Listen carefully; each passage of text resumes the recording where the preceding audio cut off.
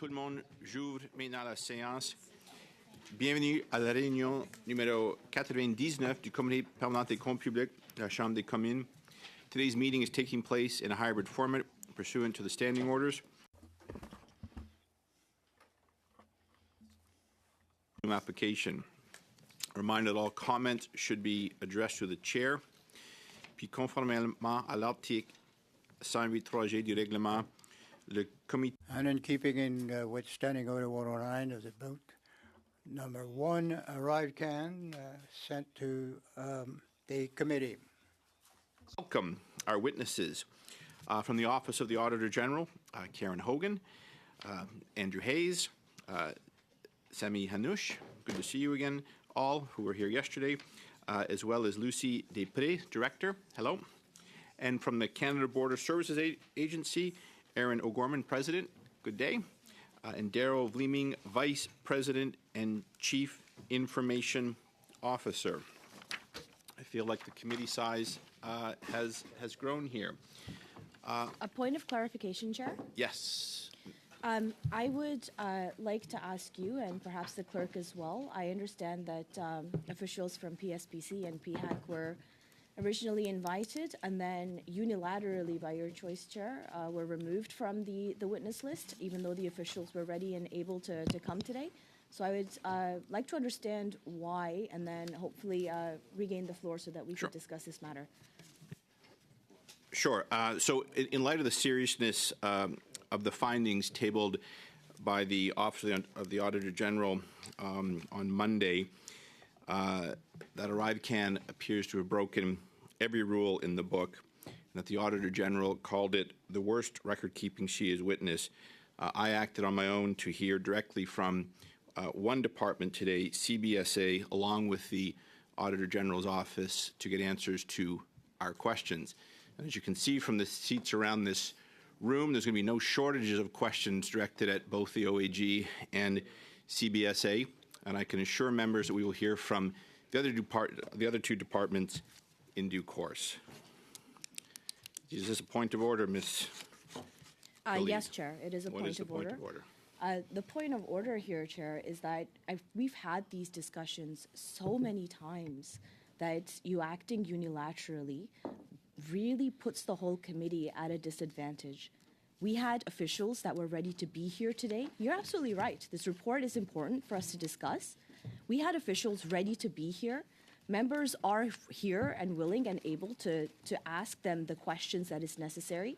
And you taking these unilateral decisions, Chair, really undermines the work of this committee. Public Accounts is a very important committee. It is a nonpartisan committee or a multipartisan one where we all get together and we have these important discussions. Well, point of order, Chair. We have been here trying to build consensus, trying to make sure that all members of this committee have a say in how we move forward on this. We have been nothing but compliant with the will of this committee, and I am just flabbergasted, Chair. And not only that, but now we're seeing a committee meeting scheduled during our constituency week. I do not agree with that at all, Chair. We had witnesses that were willing and able to come here today to answer the questions, and yet now we are looking at not only wasting their time and rescheduling them unilaterally by you, Chair, but now we're having to rearrange our own schedules to come in during a constituency week so that we can hear from these officials that were ready and prepared to come today, Chair. Ms. Glid, I really don't understand this, yourself. Chair, and I absolutely disagree with this. Okay, and you're entitled to disagree.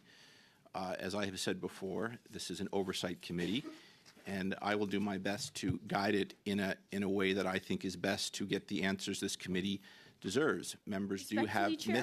Pardon me, Ms. Glid, you had the floor. I heard you. You repeated yourself. I'd like you to hear my answer. That was not technically a point of order. I am happy to hear it. We're dealing with this meeting in front of us today. Members do have recourse should they disagree with my decisions. I would like to move to hear from the opening statements from Ms. Hogan as well as Ms. O'Gorman, and I'm going to propose move in that direction. Ms. Hogan, you have the floor for your opening comments, please. Mr. Chair, I am pleased to be here today to discuss our audit report on the ArriveCAN application, which was tabled in the House of Commons yesterday. I wish to acknowledge that the lands on which we are gathered are part of the traditional unceded territory of the Algonquin Anishinaabe people. Our audit on the ArriveCAN application looked at how the Canada Border Services Agency, the Public Health Agency of Canada, and Public Services and Procurement Canada managed the procurement and development of the application, and whether they spent public funds in a way that delivered value for money. I will discuss our findings, but first, I have to say that I am deeply concerned by what this audit didn't find. We didn't find records to accurately show how much was spent on what, who did the work, or how and why contracting decisions were made. And that paper trail should have existed. Overall, this audit shows a glaring disregard for basic management and contracting practices throughout ArriveCAN's development and implementation.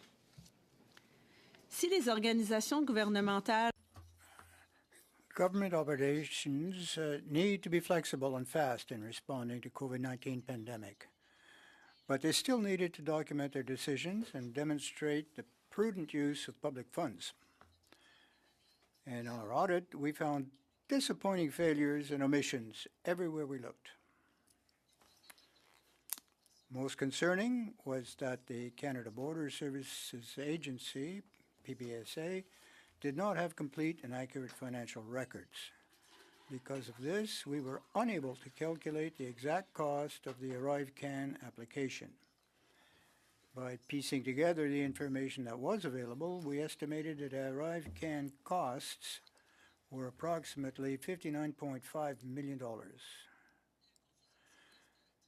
There was confusion right from the start, from April 2020 to July 2021. We found that the Public Health Agency of Canada and the CBSA did not work together to establish each agency's responsibilities for ArriveCAN. And this accountability void, neither organization developed or implemented good policy or program management practices, such as developing objectives, goals, and cost estimates.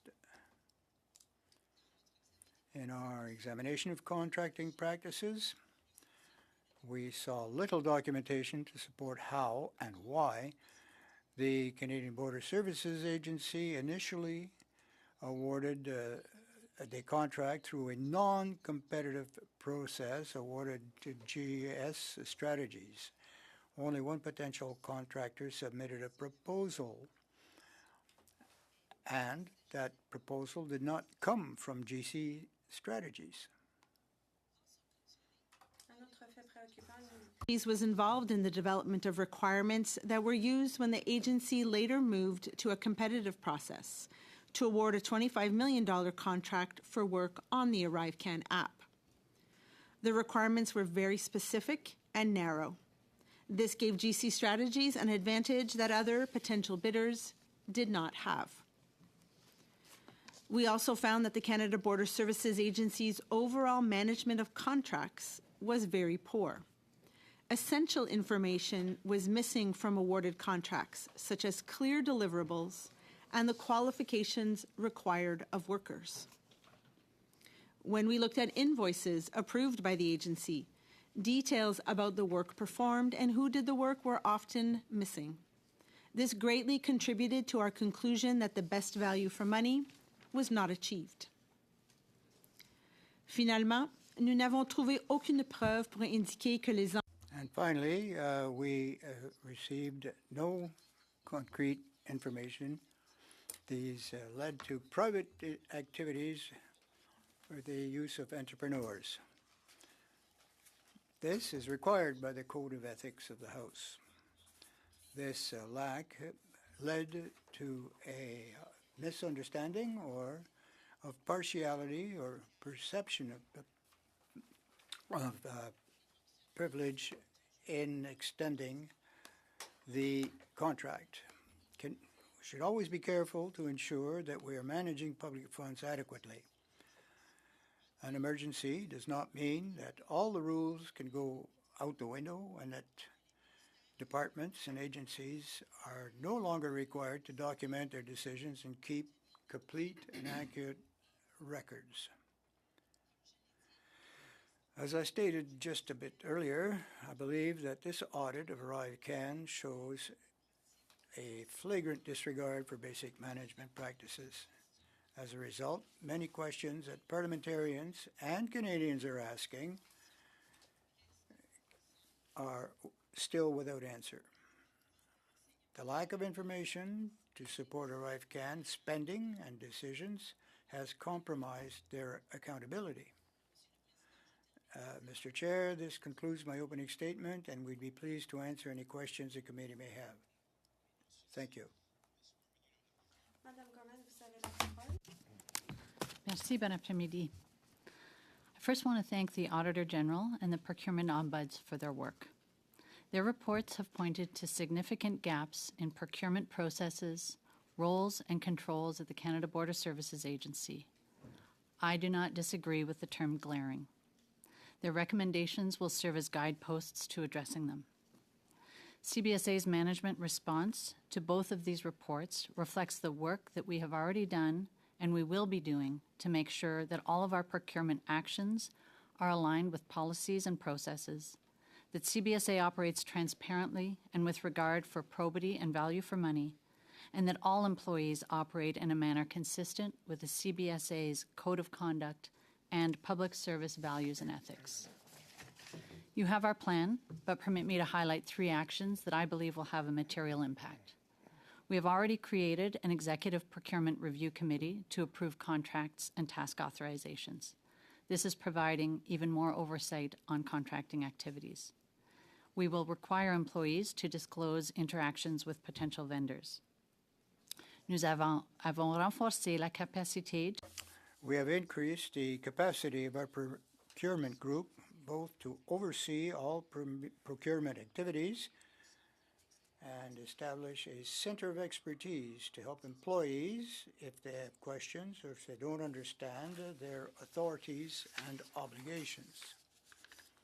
So actively improving our internal management practices more broadly. Following Treasury Board policies is cornerstone to effective public administration. And effective public administration is critical to maintaining the trust of Canadians. I hesitate to say the following because it might sound like an excuse, and it's not. The ArriveCAN app was built during an extraordinary time and on an emergency basis. I know the CBSA was working as quickly as possible at the request of the Public Health Agency to replace a paper-based process that was not meeting their needs and was clogging the border. And having been at the Treasury Board Secretariat at that time, I know the direction was for departments to take action and, if needed, move front-end controls to the back to be biased in favor of action. But this same direction also stressed the requirement that exigent decisions and actions be documented. As the Auditor General and I have each discovered, this direction was not followed. The absence of documentation is what is giving rise to these serious questions. Without a doubt, people were moving fast. But that doesn't justify cutting and pasting contracted resources experience directly from statements of work or collaborating with a company on a document they will eventually build on. Je tiens à vous assurer que je fais tout ce que... I want to assure you that I'm doing everything I can to get a clear picture of how all of this unfolded, but I'm also looking to the future. 21 report recognized that the manual process had limitations and was not giving public health the access to the information it needed when it needed it. The Auditor General found that the government improved the quality of information it collected and how quickly it was collected using the app. But as I have said, it's not okay that decisions were not documented, that procurement files were incomplete, and that proper processes were not followed. This audit points to significant gaps, and I do not put that at the feet of the pandemic. Nous avons donc beaucoup de faire, mais We have yet a lot to do, but our team is composed of very dedicated and loyal employees. We are united in improving our processes and to maintain the confidence of Canadians, all the while offering and fulfilling our mandate. Thank you. we thank you as well. The floor for 6 minutes, please. Thanks, Chair, and welcome back, witnesses. A.G. Hogan, quick question. The procurement ombudsman in his report had commented about the bait and switch that was happening with procurement and seemed to insinuate it was quite widespread through the whole of government. Do you have a sense of how systemic this issue is? Obviously, CBSA, but do you have a sense how systemic it is otherwise? So it's my understanding that the procurement ombuds report really looked at the front end of the processes more, whereas when we audit, we come in once the procurement is in place and we're looking at sort of validating that the resources are used. So I could tell you here that there are reasons why a resource in a task authorization or a contract may not work on a contract, but I would expect that the mechanisms that the government has are used to switch that up so that you don't to accept an invoice with a resource that you didn't already Okay. vet. The documents we heard from both of you, missing documents, like who within CBSA was responsible for collecting and storing those documents? Like what documents, who was responsible for it? I think where we saw missing elements, and I would encourage you perhaps to ask the president exactly who, but I would have expected that there would have been someone who would have planned a project oversight. And so that would have been perhaps the business owner, whoever was tasked with making sure that the application was developed and implemented. I would then expect someone in contracting to ensure that the file makes sense. Anyone who signs off on an invoice but it was for making sure. quite widespread, though. Well, I think that there are many individuals who play a critical role when it comes to making sure procurement Is and it the same projects are issue well with the, you documented. commented inaccurate financial records? Is it the same issue throughout the department? Like it's just not one position, but throughout this project or throughout the department? Well, again, I think it starts with the person who might accept an invoice with insufficient information and then certify and sign off that the government received what they should have received. Whoever does the coding, then who does the entry into the financial system. So again, I think you have the luxury of having the president of CBSA here, and some of these questions are well directed at her as to who would have been accountable and how many individuals would be involved in a process to treat an invoice. Well, President O'Gorman, maybe you can answer that in writing because we're short of time, but maybe you can get back to the committee on that because I want to move on to another couple. Could you just be clear on what the question is? The question, what positions were responsible or should have been collecting and ensuring all the paperwork was there, but also as the AG comments, the inaccurate financial records, because I assume it's not just one person. Maybe we can get back to the committee of which departments, which projects, et cetera. Quick question Just for one you. second. Is that possible for you to do that in writing after the? I can answer it or come back in writing. Yeah, in writing, please, just because it's shorter time. Thank you. I want to follow up just the two gentlemen, Mr. McDonald and Mr. Utano. They both received performance bonuses last year, did they not? And the year before, and the year before that? I don't know. They did. I'm telling you, I'm surprised that you would not know, considering the I gravity of wasn't- the situation. I That's wasn't done. That's not part of the look. How did they receive bonuses if they are the subject of these accusations? So I wasn't aware who received bonuses, but to your question, they would have been assessed at the time, at the end of the fiscal year.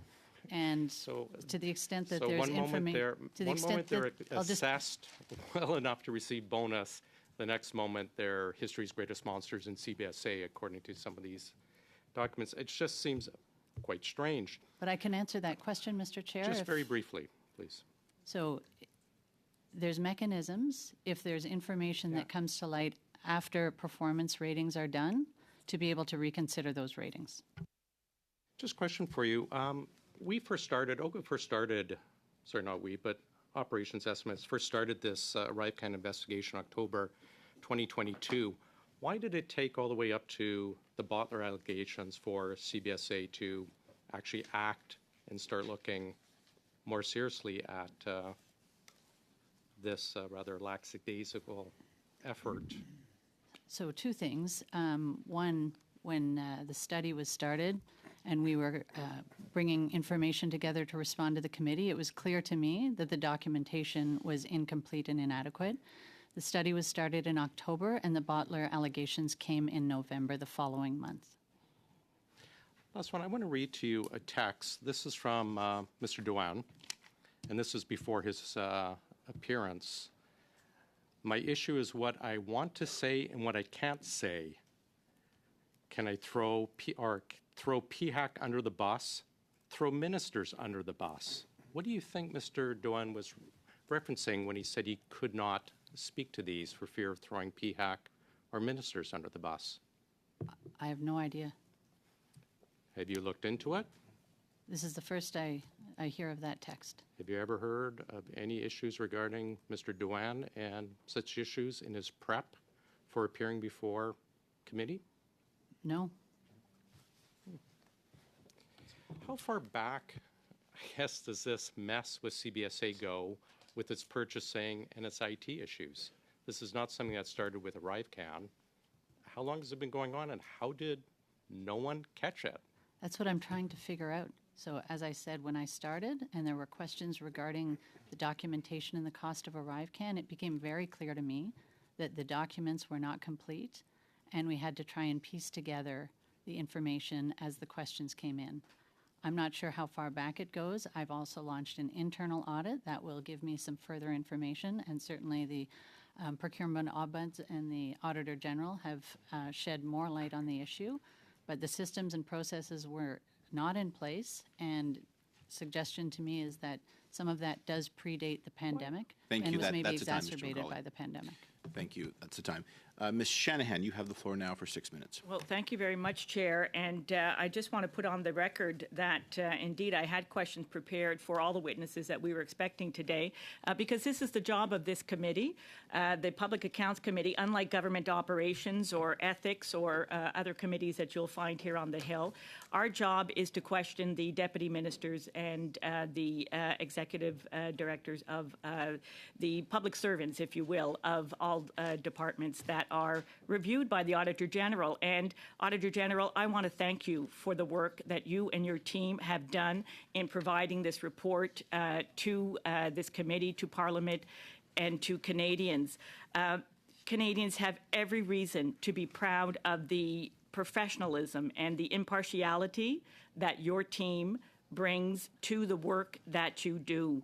I, for one, I'm a longstanding member of the Public Accounts Committee, and from time to time, we need to remind Canadians about the importance of our work here being impartial, and in fact, that one should not be able to tell.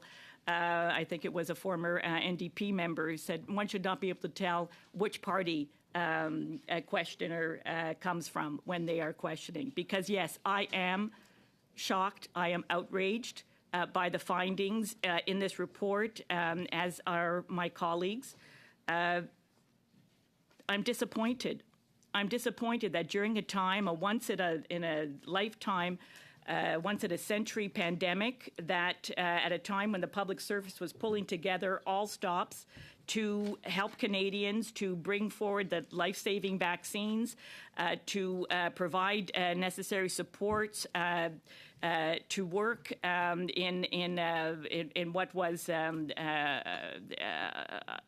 environment where there were many unknowns, that some individuals, some public servants, it appears, and it's not my place here to name them, that investigation, that work will be done elsewhere as is appropriate, decided, as the Auditor General said yesterday, to throw out the most basic financial management rules out the window. And yet we know that from just human nature that these things can happen, which is why we have measures in place, checks and balances, oversight measures, in order to find out what is going on. Now, Auditor General, I did want to ask you, first of all, this is not the first time you're looking at ArriveCan. Please briefly summarize the findings of the first report that you had. this. So this is the first time that I look at the development and implementation of the ArriveCAN application itself. We did audit the use of ArriveCAN in 2021 when we were looking at border measures. We completed 2 audits in 2021 around border measures, and the second one noted that ArriveCAN contributed to an improved response by the government at the border. So it improved the quality of the information, the contact information collected from travelers, and the timeliness of that information. So beforehand, the paper-based system at times took something like 28 days for the public health agency to receive contact information from an individual who should have been quarantining. And it's not worth very much when you're trying to see if they quarantine for 14 days and you only receive the information after 28 days. So we did highlight there that it improved the measures at the border, but did not actually look at the application until we issued this report yesterday. Thank you very much for that, because I agree with those findings. I also agree with the findings in their entirety of this ArriveCAN report that you tabled yesterday. The application, it was needed, but it cost too much. And so I'd like to ask you, Auditor General, have you spoken to this committee before about how you choose to audit departments and how you come to do the work that you do? Could you just tell us how long have you been working on this audit? We received a motion from the House of Commons back in November. I'm just going to double check to get the right date. On November 2nd, 2022, that asked us to complete work on the ArriveCAN application. Well, it's important for the independence of my office for me to be able to choose who we audit, what we audit, and when we audit it. I also take very seriously requests that come from the House of Commons or the Senate. And in this case, we decided that it was an important audit to carry out. We intended to release it before the holidays, so at the end of 2023, but had to extend some of the time needed in order to finalize the work and tabled it yesterday. Thank you, Auditor General. And indeed, you were working on different aspects of this study, were you not? Because I have our committee did ask you to continue your work on ArriveCAN. There was a letter on record. Perhaps the clerk can provide it for members who don't recall back in October. I'm just trying to make the point that the independence of your office is critical, but I understand that you do respond to the concerns of parliamentarians, and we greatly appreciate the fact that you do so. Shannon, you have time for a very brief question, if you may. So, Mr. Gorman, I just want to hear from you, and thank you for your remarks. Can you please explain to us, as the Auditor General points out in paragraph 1.40, that there was a lack of sound justification for the selection of the GC strategies? Where was the gap in the chain of command? Why was this not uncovered sooner? So I'll tell you that we have also been looking to answer that. So to the extent that I knew there was a gap, I was open to the Auditor General perhaps finding the answer. We have an internal investigation going on. So as I said, the documentation was not good, and the inability to answer the question as to who picked that company has been hanging over the agency for over a year now. What we do know is who signed the documents, who signed the requisition form to PSPC asking that a contract be put in place, and that individuals exercise their authorities, significant authorities vested in the FAA in their Section 32 and Section 34 attestations. So there's been testimony that there was pressure and other people took decisions. Open to having that play out. Have not seen any evidence to that. So all we have to go on right now is the paper. Thank you very much. Suivant, c'est Madame Séclin Desgagnés. Vous avez la parole pour 6 minutes, s'il vous plaît. Madame Gagné, you have 6 minutes. Welcome all, and thank you for being here. Madam Auditor General, I have a question for you. I asked you some questions yesterday. I hope we get answers today. The information that we got from PSPC as to the overuse of non-concurrential sole supplier provisions. Do you have any more information on the nature of the warnings they've received, and where did the communication happen? Well, if I understood your question, when Public Sector Procurement Canada received a request, this was done by email in May 2020, where an official in their managers group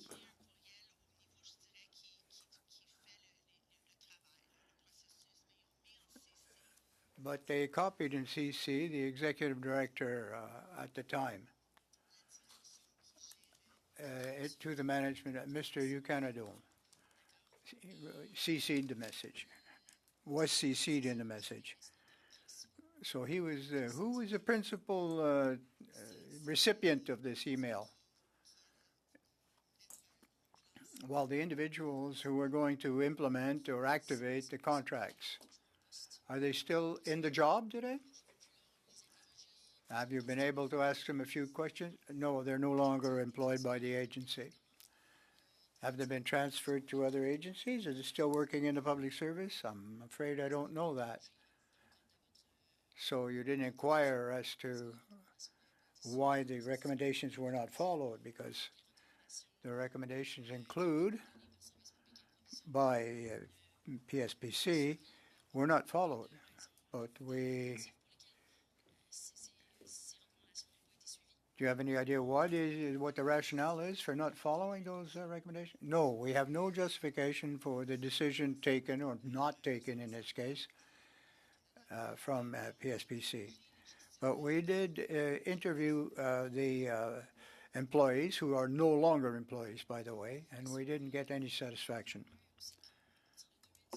Well, as of 2018 onwards, Mr. Sebourin, who was working at the CBSA, a whistleblower, if you will, we wanted to protect him, and since 2018, Mr. Sebourin has noted that there were quite reprehensible acts being conducted there at CBSA.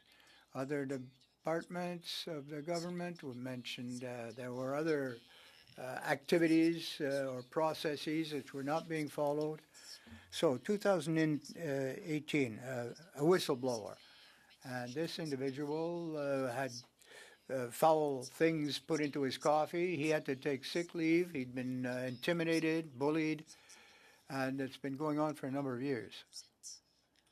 Ms. Gorman, I think you've been in your position since July 2022, over a year ago.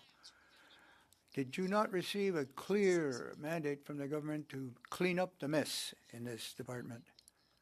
Well, I don't need a mandate to put things in order, but it's quite clear that there are two ministers to whom I report.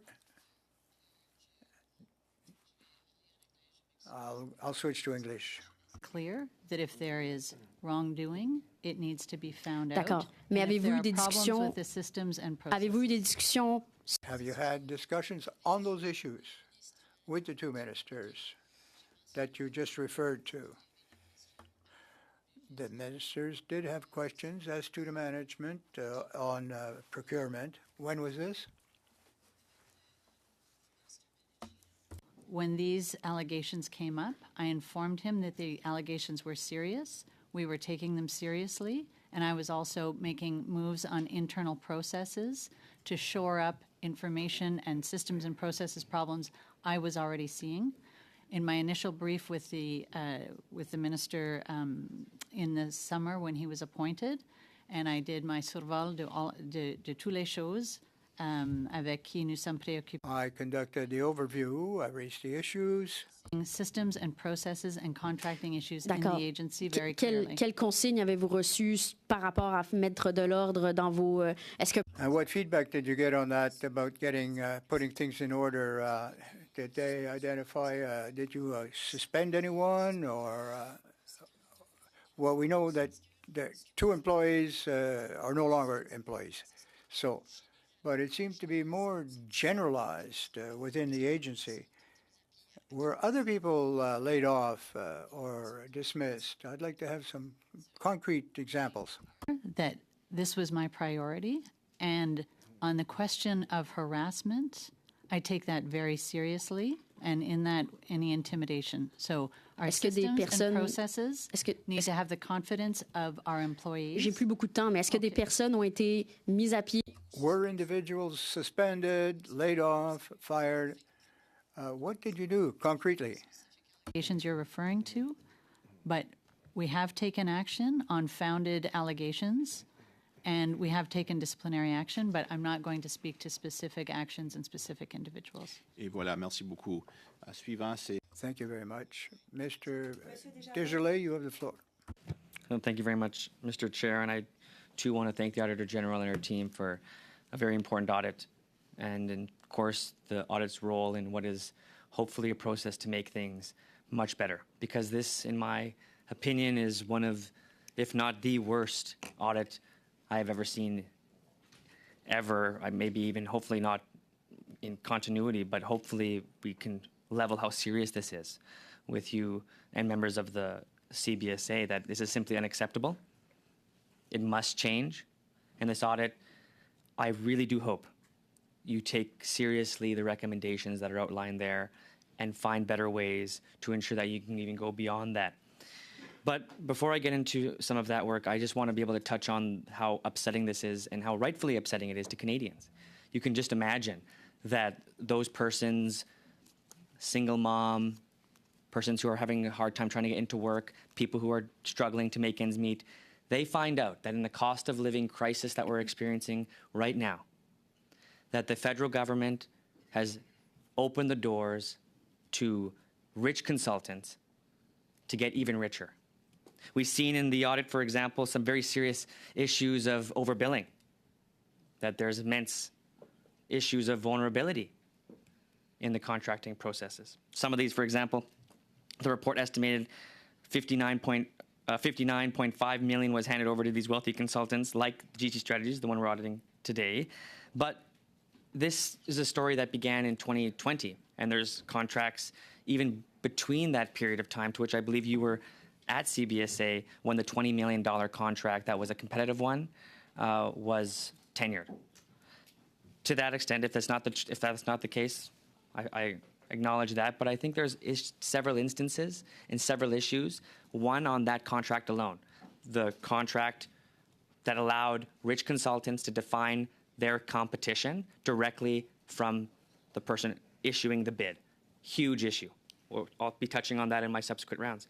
The first issue I want to deal with, however, is the non-competitive processes that CBSA undertook in order to get the original contracts. 3 of them, I believe.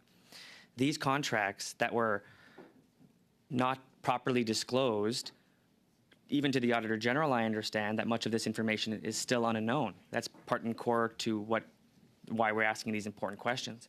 And so my concern for this questioning round is on those first set of contracts and the really ill proceedings that led to GC Strategies getting these contracts. We've seen in the audit, for example, that they were invited to dinners. They were given gifts. That some of these issues of direct conflict were not reported to CBSA. That it should be something that we all pause with and know that right now that level of transparency isn't present to this committee, which is deeply concerning, to not know exactly how these non-competitive contracts were able to be entered into. What do you know about the events and the gifts received by these 2 men in order to do services and to get access to a non-competitive process?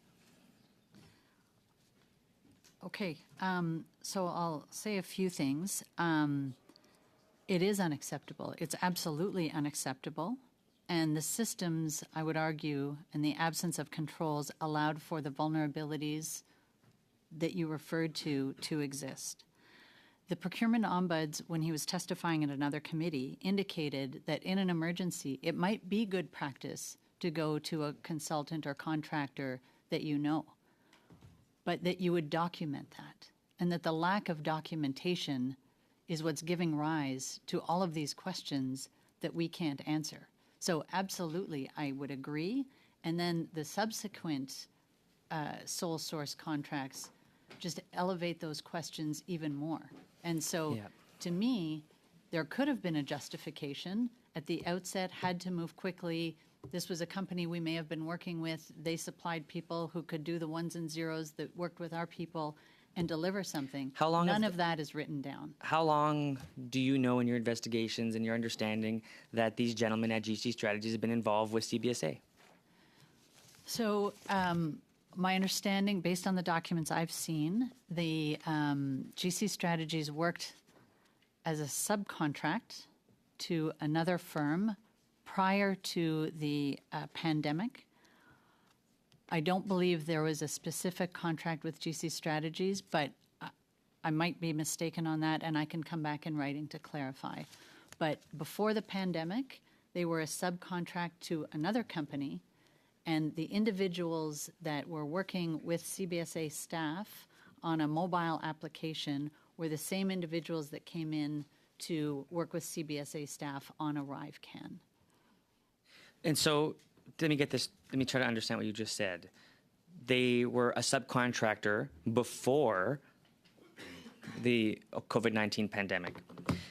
Under the practice of knowing somebody to do quick work, you're saying that they had access because those civil servants knew and were aware of GC Strategies. Is that correct? Yes, it was in the same group, had those people under contract as became responsible for the ArriveCAN app. And how long did these civil servants declare they known these persons for? Do you know that?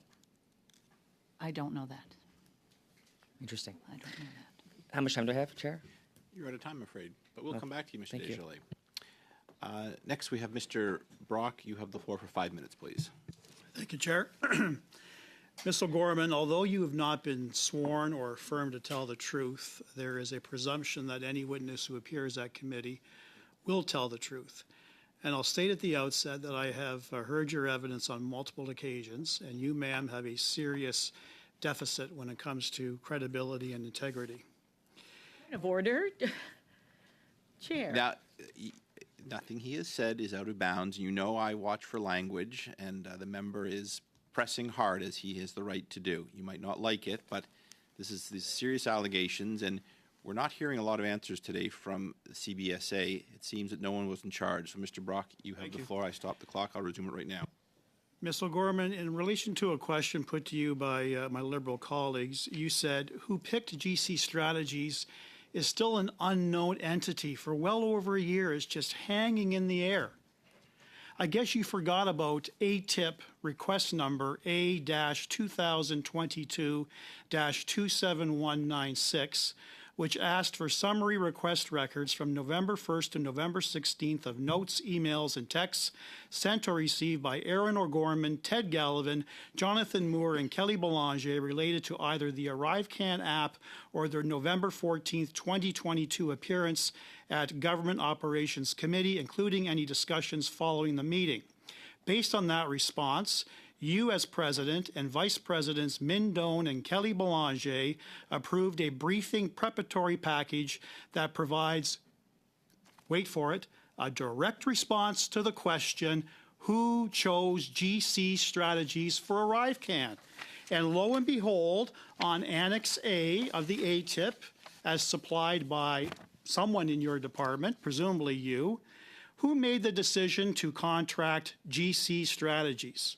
My office made the decision to pursue the contract with GC Strategies.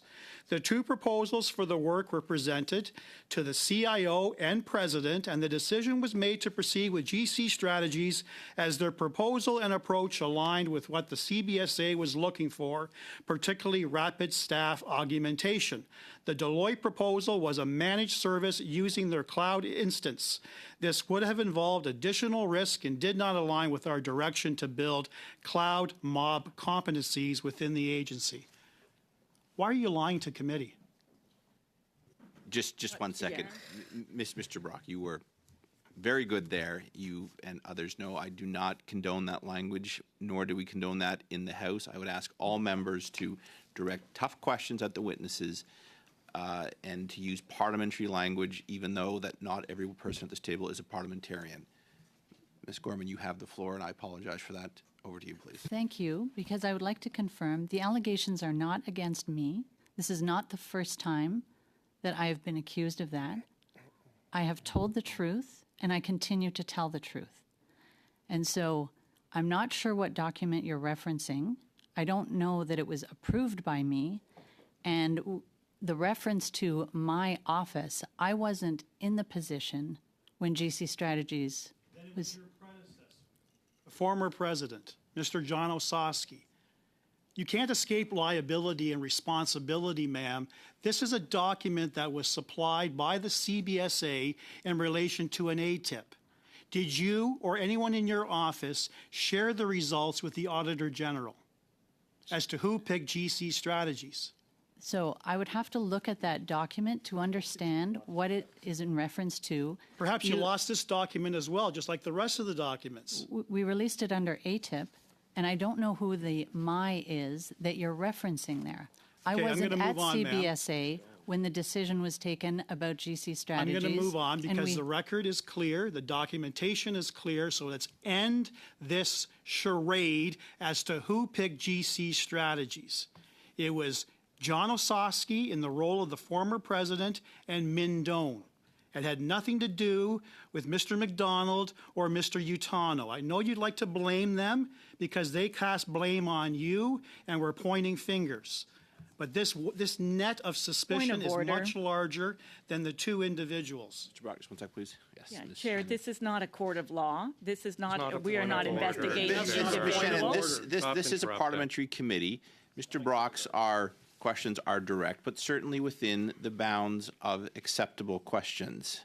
I'm going to turn things over to Mr. Brock. I'm starting the clock again. You have about a minute and 15 seconds. Your reports to the RCMP about potential criminality only relates to Mr. McDonald and Mr. Utano. Is that correct? That's not correct, and it is not correct Who to else? say... Who else, ma'am? Mr. Who Chair, else? may This is I my make- time, Ms. O'Gorman. This is my time. Who else did you identify to the RCMP besides McDonald and Utano? Chair, point of order. Does that not compromise RCMP investigations? No, it does not. No, I don't think. Ms. O'Gorman is here to answer questions, and This- she will do so. This is out of bounds. It is not out of bounds. These are committee questions, and we have great latitude to ask questions on Parliament Hill, and witnesses will answer the questions to the best of their ability. Ms. O'Gorman, you have the floor, please. blame anything on me, and Lying, ma'am. he did That not committee. say that. Yes, he That did. is not true. He did. The question was put to him whether a series of individuals he felt were being honest. And to my name, he said, I wouldn't think so. I don't know what he was referring to. He provided no more Okay, information. so now can you He answer did my not question? say that. Who else did you identify? So I did not identify ma'am? anybody to the RCMP. The CBSA received allegations from Bottler that were serious enough You told for me earlier at committee to that launch- you referred the matter to the RCMP. I'm answering the question. You I'm told answering me your earlier question. at committee, man, this is my time. You told committee earlier that you referred the matter to the RCMP. Did you simply furnish the Bottler allegation to the RCMP, or did you ask the RCMP to investigate Mr. McDonald and Mr. Utano Thank you, at the Mr. Brock. exclusion of anybody We will hear else? from Mrs. O'Gorman, please. You have the floor for a brief answer. So I launched an internal investigation, and the investigators provided that information to the RCMP. Thank you very much. Next, we have Ms. Bradford for 5 minutes, please. Thank you, Mr. Chair. And thank you to the witnesses. I appreciate the Auditor General and her team and this very challenging report. It's a challenging report for two reasons. One, because of its findings, and one, that it actually raises more questions than it answers due to the incomplete and unclear records and processes that were being practiced at the time. So I'm particularly glad that the CBSA is here to hopefully provide some answers. So just to start with, I just wondered, Ms. O'Gorman, if you could tell us why the CBSA disregarded Public Services and Procurement Canada's recommendations about the use of competitive contracts. I can tell you that under my leadership, CBSA will not disregard PSPC's advice and concerns. Why that may have happened, I don't know. Also, I wonder if you have any insight as to why CBSA awarded a non-competitive professional services contract to 49 Solutions after the firm sent in an unsolicited proposal. Why would that proposal be accepted? So again, that's part of what we're looking at.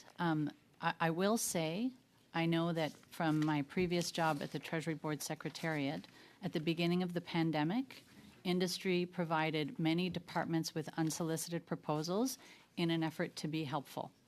Perhaps some of those were for personal gain. I think a lot of them were for public service.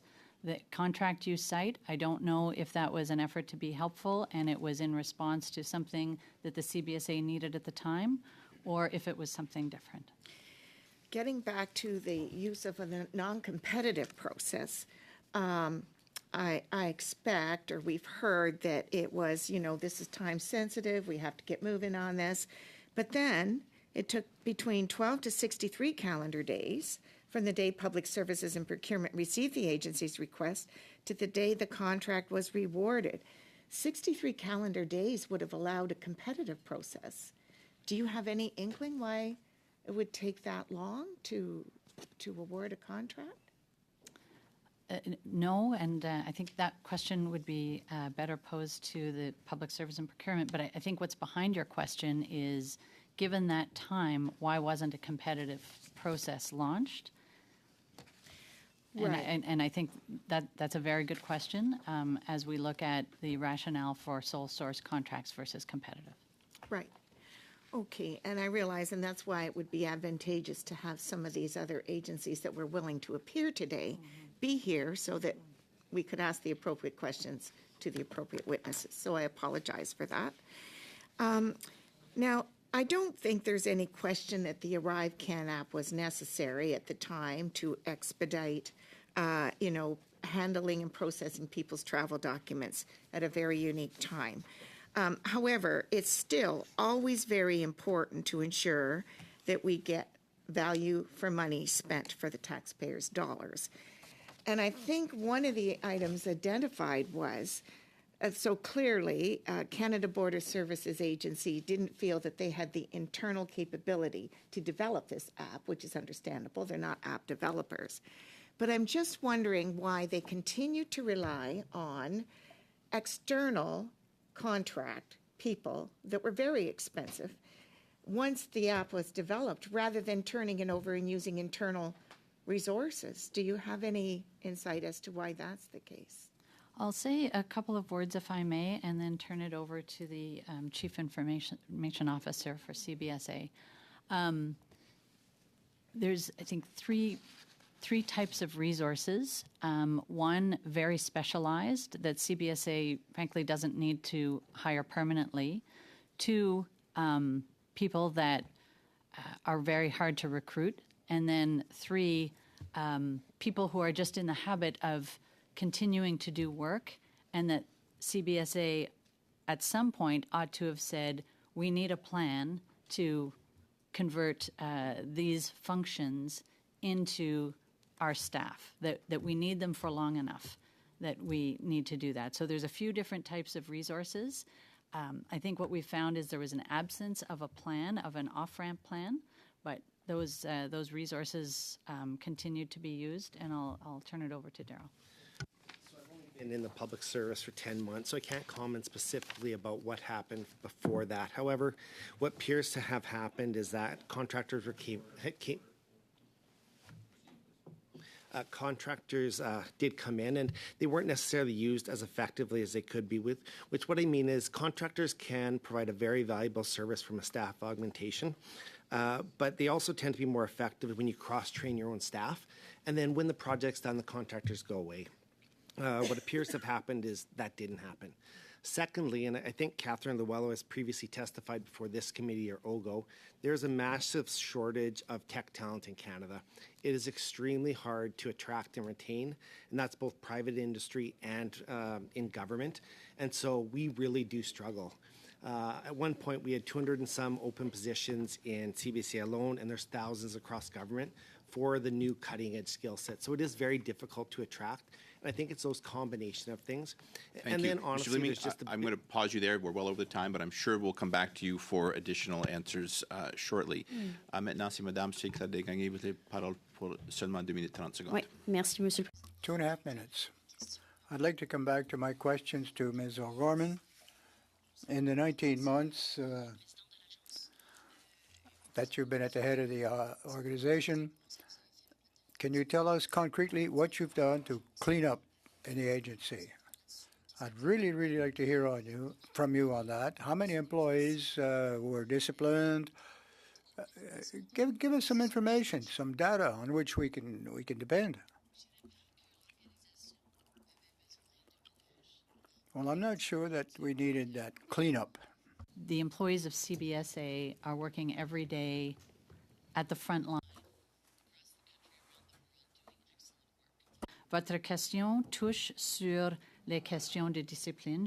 Your questions deal with discipline, I think, and each year, we have approximately a dozen or so, 15 perhaps, inquiries that we pursue in our organization. When they're founded, action can be taken including discipline, retraining. Là, vous parlez d'harcèlement de manière générale, là. Are you talking about harassment, one employee harassing another, or but Mr. Sabourin described a problem of reprehensible acts, which looks like perhaps generalized corruption in the agency. So, no. Misconduct Oui, mais je parle pas d'harcèlement, moi, donc. No. I'm not talking about harassment particularly. Investigations. D'accord, mais là, on parle de, par exemple, de collusion avec. Okay, collusion with businesses in the provision of contracts, for example. Or there are companies that forge signatures. There have been RCMP inquiries on that at different levels. Failure to follow procedures, that's the first thing. Collusion with businesses. Exchanging gifts.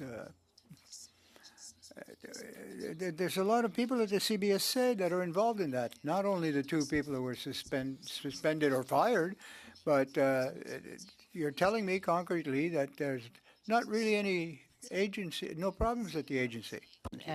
That we have, in any given year, dozens of misconduct allegations that are investigated.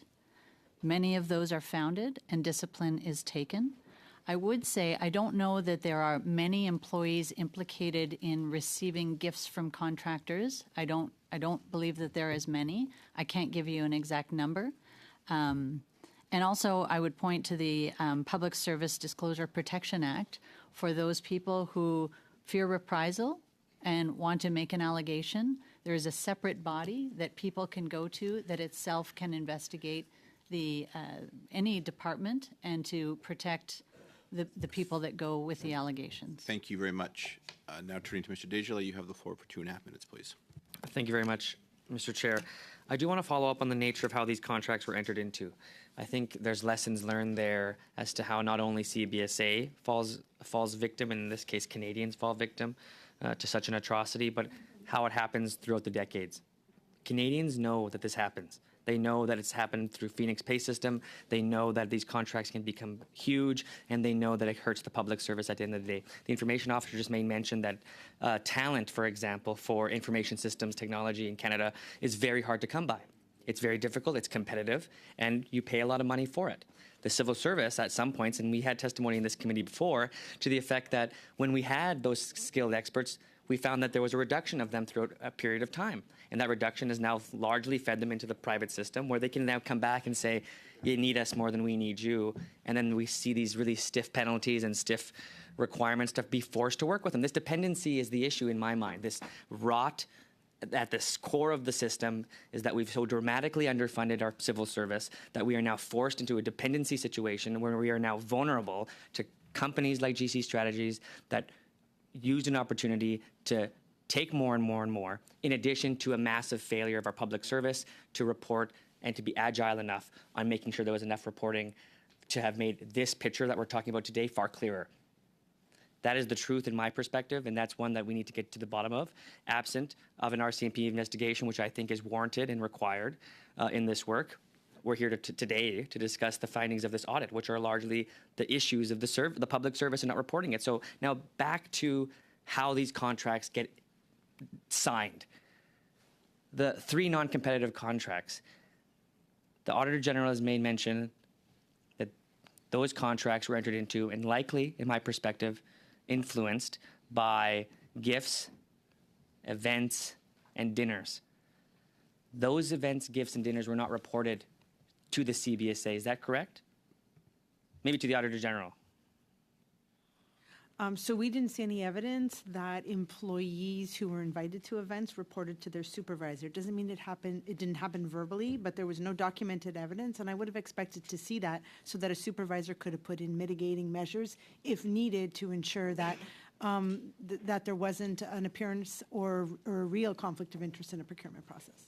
And so that conflict now is very real. Very briefly, Mr. Desjardins. Okay, sure. Very briefly. To the last contract now, the contract that was competitive. How is it that, given the criticism of those former contracts and that they received those contracts, how are they eligible for a contract, especially influencing that contract the way they did? We have evidence of that. All I can say is I don't believe that evidence was available at the time the contract was competed. Thank you very much. Turning now to Mr. Genuis, you have the floor for 5 minutes.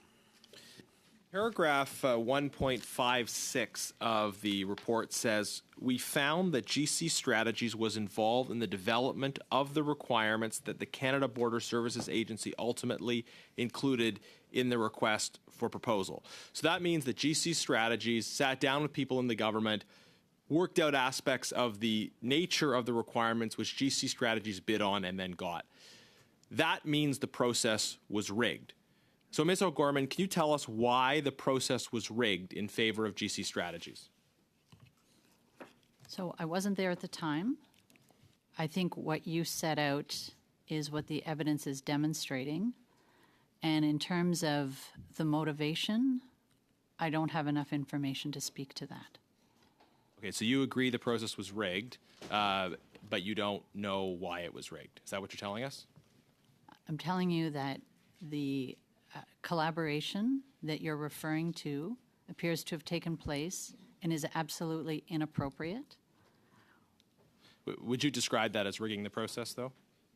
I mean, it pretty clearly is, but I just want to hear it from you. Would you describe that as rigging the process? So the fact that there was one bidder and that bidder collaborated, I would agree that the odds were stacked in their favor. That being said, I don't have any information as to the motivation for that. So I can't speak to it, and I wasn't at the agency when that happened. When did you first find out about that? I believe it was in the information that was part of the investigation, but I can't tell you exactly when I found out about that. We'll circle back to that.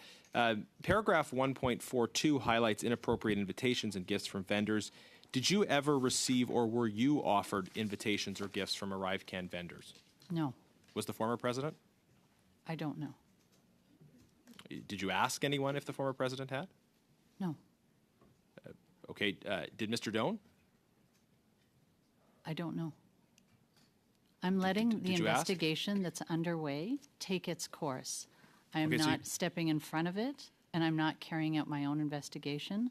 I'm relying on my security team and investigators to follow up on these issues. So I want to follow up on the issue of the internal investigation report, and I think I know what is happening on the government end, in that the government has tried to invest a lot of focus on this internal investigation.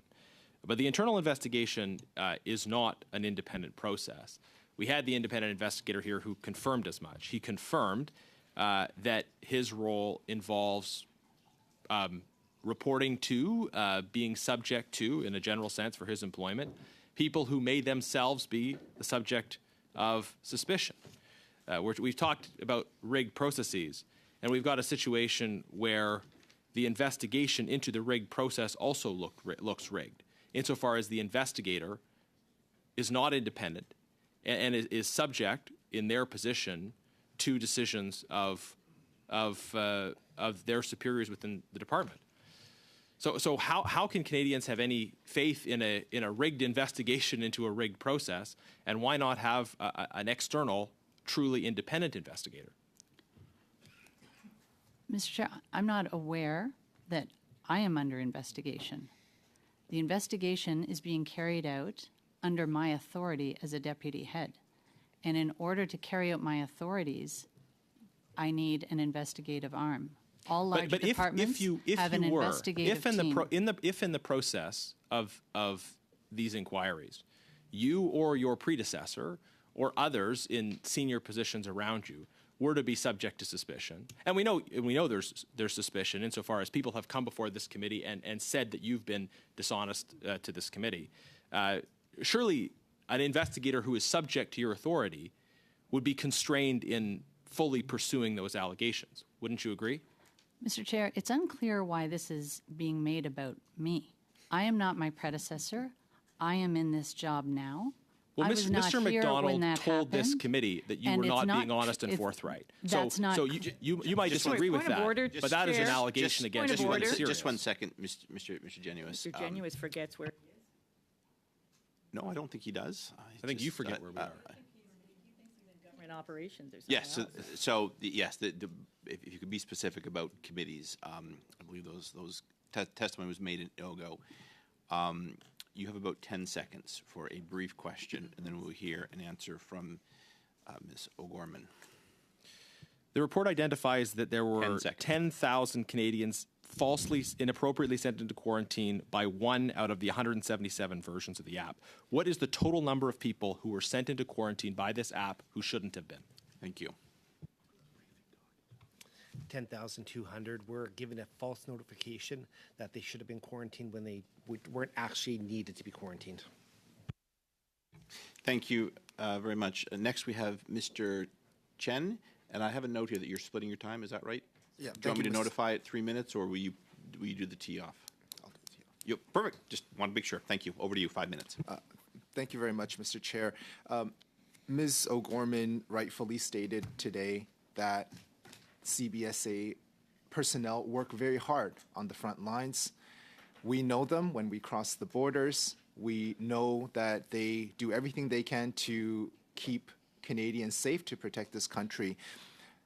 And today, we are talking about an issue that is tarnishing each and every one of those workers, that is tarnishing the department, that is disappointing Canadians, because seeing this report from the Auditor General, I personally am utterly disappointed.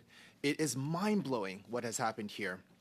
At a time, especially when Canadians are grappling with the high cost of living, we are facing unprecedented inflation, the AG has found, quote, a glaring disregard for basic management and contracting practices with respect to ArriveCAN, this $59.5 million project that even the AG has indicated she is unclear about whether that is the true and accurate number. Ms. O'Gorman, things have been said today about your role. You have indicated that you were not your predecessor. What would you like to say to this committee, to the Canadians that are watching, in terms of what next steps you're going to take to make sure that there is accountability, that this will be properly investigated, that we will have answers to the questions that have been put forward today? What do you plan to do next? Thank you. I share your disappointment. I share your disappointment because from my previous position, I saw the people of CBSA working very hard to try and make the border work during the pandemic and allow commercial goods to come in and manage the border in a way that avoided it being clogged up and an impact on the economy. That being said, as I said, I share your disappointment that there is such a lack of documentation. If that documentation extended 6 months after the beginning of the pandemic, I would feel much more comfortable being here to defend that and explain that. But what didn't happen was a recognition that this is going to go on for more than 6 months. We need to stop, we need to regroup, we need to set a budget, we need to understand how we're going to keep going at this pace. And the pace was significant. The public health measures were changing on a fairly regular basis. That had to be coded in, that had to be released, officers had to be trained, a lot of things had to happen. So, as we've said, the lack of documentation is difficult to understand as it extends over that amount of time. I have a management response plan that I have developed with the team in response to both the Auditor General's audit and the procurement ombuds. I have an audit underway. We have made some significant changes. The fact that we are approving contracts at a committee is probably a belt and suspenders. It shouldn't be that a committee is required to oversee decisions that are in people's proper authority. We're going to keep that in place until we have some comfort that the controls are in place, that people understand their roles and responsibilities. As the Auditor General pointed out, I think yesterday, a lot of the recommendations are variations of following the rules. And I will agree with her that the department can do better than that. Thank you. To the Auditor General, we have heard that there was a challenge in the department. They were facing an unprecedented situation. Canadians know that we had a COVID-19 emergency. In your performance audit, to what extent did you determine that the emergency that we faced as a country justified the shortcomings? Well, and I've made it in my remarks in my opening statement, and I still stand by them, that an emergency was not a reason to avoid the most basic processes that should have been there to demonstrate due diligence and accountability to Canadians. I do recognize that it was a difficult time, but we have looked at other contracts and other procurements throughout the pandemic, and while there were definitely rules that were relaxed and all the hoops weren't jumped through, there was time taken to at least document key important decisions and be able to still be accountable to Canadians. And that's all I would have expected to see here from the processes around ArriveCan. So we still need answers. Thank you, Mr. Chair. Thank you. I'm afraid you've left 15 seconds for your partner. So you can ask a lightning question if you like. I just wanted to say thank you to the Auditor General for your tremendous work, to you and your team. For shining a light on the serious breach of controls and breach of code of conduct. So thank you very much for your tremendous work here. Thank you. Turn now to Mr. Barrett. You have the floor for 5 minutes. Ms. O'Gorman, my questions are for you because the Auditor General has said that your department is responsible for ArriveCan. Canadians need to be able to have confidence in their public institutions. The work that CBSA does is incredibly important. Border service officers are the frontline defense for our country for so many different threats, and the importance of their work it can't be overstated. So the questions to the head of the CBSA are important so that we can have an understanding of if our confidence as Canadians is well placed, because we've seen, and you've said that much of what's happened was not under your leadership, but an evaluation of what's gone on and what is going on at the CBSA is important. When did you find out the total amount of the contracted work that was given to GC Strategies by CBSA for ArriveCan? When did you find out? So I don't have a date for that. Last fall, as we were gathering information in response to various questions and in response to my questions to understand when it was clear that there was an accountability that had to be given for ArriveCan. I don't have a date Okay. that I received that information. So this week, the Auditor General has reported a number in excess of $19 million to GC Strategies. When you've appeared at committee, the other number offered by parliamentarians in questioning to you was about $11 million. But CBSA never corrected parliamentarians or offered that number was incorrect in verbal or written submissions. Why is it that the number that the Auditor General is offering this week in excess of $19 million is not the number that CBSA officials, including yourself, gave to committee in their testimony at numerous appearances across numerous committees? So the information on the costs for ArriveCan that included contracting costs were built with the information that we had at the time. And they related to the health measures of the ArriveCan app and more broadly supporting material, funding to SSC and so on. The Auditor General has looked at the app, including after the health measures were removed from the app and it was used for the advanced declaration function. So our scope and our timelines are different. I provided the best information that I had at the time.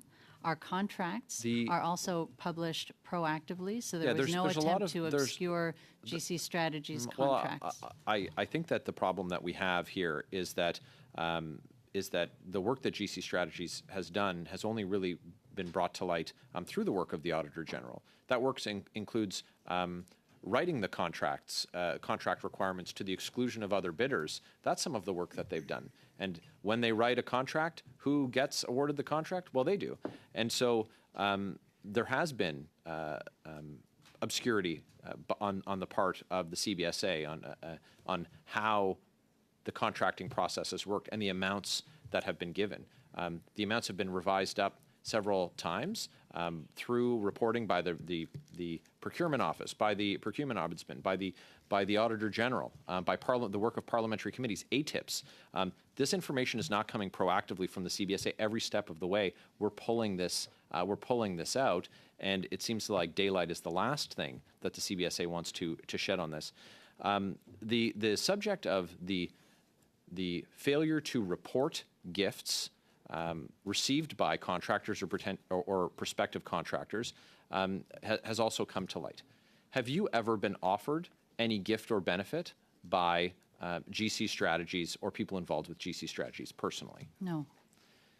When did you learn about the gifts that were offered to people who work for CBSA? When did you learn about this issue? Is the reference to the hospitality that was offered? Yeah, the booze, the free drinks and dinners that were offered by the two guys that work out of a basement and were made multimillionaires on the backs of people who are lined up at food banks across the country in exchange for doing no work an at all. answer, Yeah. please, Ms. I don't O'Gorman. have a date when I was made aware of that, but as you know, it was part of the internal investigation. It came to light as a result of the internal investigation. Thank you very much. Ms. Khalid, you have the floor now for 5 minutes, please. Over to you.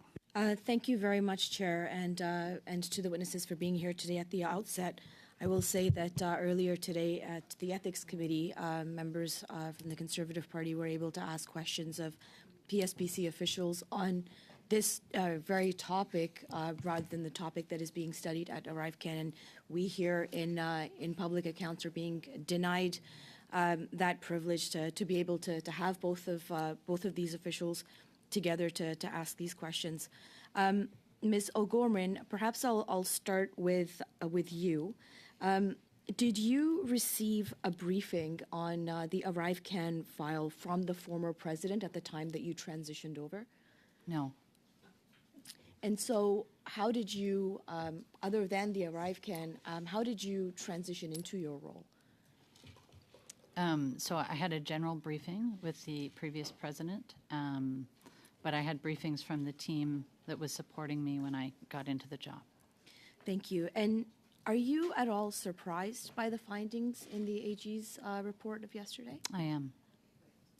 And I appreciate that the report only came out yesterday, but can you share any plans that the CBSA has to address these recommendations? Sure. And when I say I'm surprised, I'm not surprised entirely at what the Auditor General found because I've been finding that. So as I understand how the department was working, the fact that there was a link from or a path from the IT group straight into procurement at PSPC, that's not a best practice. And so as I was understanding and looking at the information that was available and wasn't available, I saw that there were issues and I've taken action and I will continue to take action, and the Auditor General and Procurement Ombuds have put a finer point on that. So thank you for that. And I will echo the concern of my colleagues and the disappointment, because it really does tarnish the very, very hard work that CBSA officers on the front lines put in and day out to keep us safe, to keep our country moving, to keep goods flowing through, and to providing that support to Canadians. And I think that there's a lot of work that CBSA needs to do to rebuild that public trust. So I'll ask you, Ms. O'Gorman, have you taken any steps now to try to start rebuilding that public trust? absolutely. We will be transparent in the actions we're taking. We will report on what we're doing. We're committed to implementing all of this calendar year. And I would just note more broadly, and to the comments that were made, I do believe the actions of Border Service officers day in and day out are critical to maintaining that trust. And that's what they're doing. Thank you, and I hope that that we can follow up as you build that plan to build that trust. I think it would be prudent for this committee to keep updated on that. Ms. Hogan, if I may turn to you, my colleague across the way, Mr. Brock, referred to an ATIP with respect to the former president and GC strategies. Are you aware of that document, and were you aware of that question that Mr. Brock had asked? Yes, our team has seen that document, absolutely. Can you describe it in the context of it? Because I mean, we haven't seen that document ourselves. So I have looked at it. It looks like a briefing note for a committee appearance. I'm not sure who the briefing note is. I don't know who the MI is in the statement. It appears to be someone who was going to come and testify at a committee, and I'm not aware if that appearance even occurred. I would have read the MI to be the directorate or the branch that was responsible for the implementation and development of ArriveCAN. But again, that wasn't it was provided, I think, through information that a committee had. And when we started our audit, not only did we look at the records that the Canada Border Services Agency had, but we also went to parliamentary committees who had been studying this to get their information so that we could cross-reference and made sure we had a comprehensive list of documents. Thank you. And to clarify, Ms. Hogan, do you believe that corruption is rampant in the CBSA, or is this a matter of a few bad apples, or is it just bad documentation during a difficult time? If you can provide that clarity. I'll leave the decision as to whether an action was of a criminal nature to the authority on that, which is the RCMP. Thank you very much. Those are my questions. Very much. Thank you very much. Maintenant, c'est Madame Sinclair Desgagnés encore. 2 minutes 30 secondes, s'il vous plaît. Je dois dire que je commence. Well, I'm being somewhat upset by what I'm hearing when the colleagues across the way are trying to minimize what is being exposed by the Auditor General's report as a couple of bad apples, or because of externalities, a hard time, pandemic, that people strayed off of the conduct path. Now, I know that the Auditor General says it's one of the worst reports that she's ever had to write. So to minimize the problem is It's not the right way to go.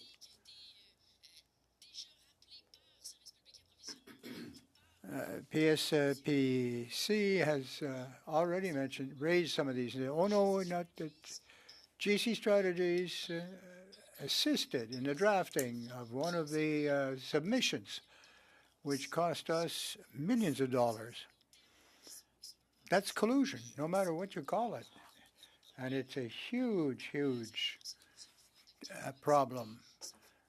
Gifts being accepted, etc., without authorization or reporting. I've worked in consultancies before, and I've never in my life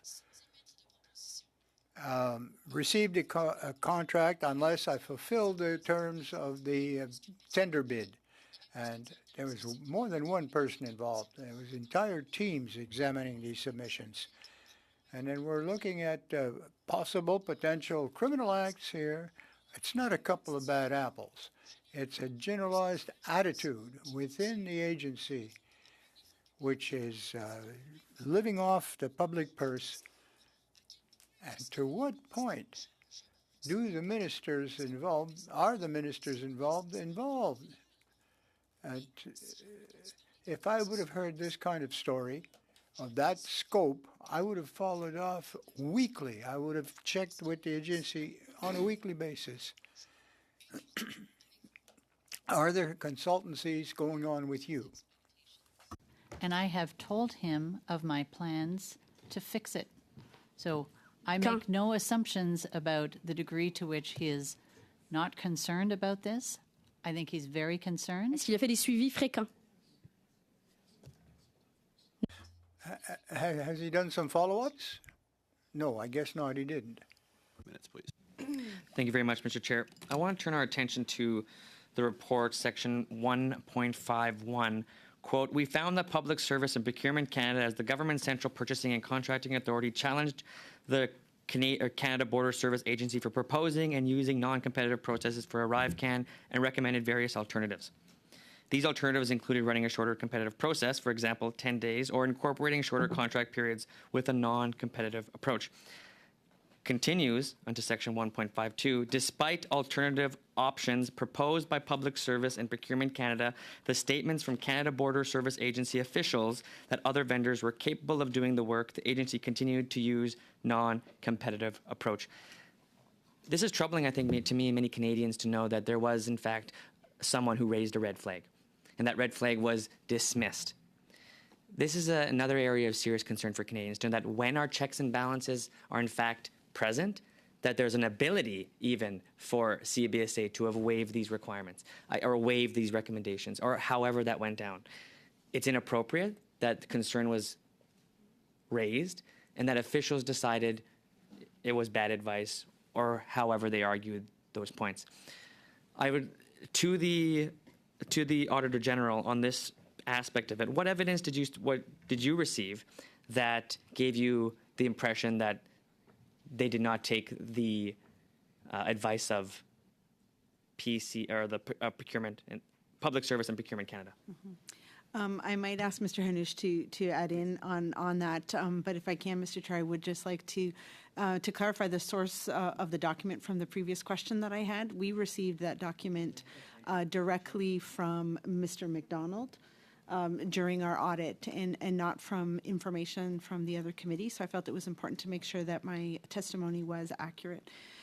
So I think here what we looked at was that we expected to see someone making the decision and why you would go a certain direction or not, and the decision to use a non-competitive contract is an important one that should be well documented. And while there were officials at CBSA that told us there were other vendors who could potentially do this work, it was still sourced to GC Strategies.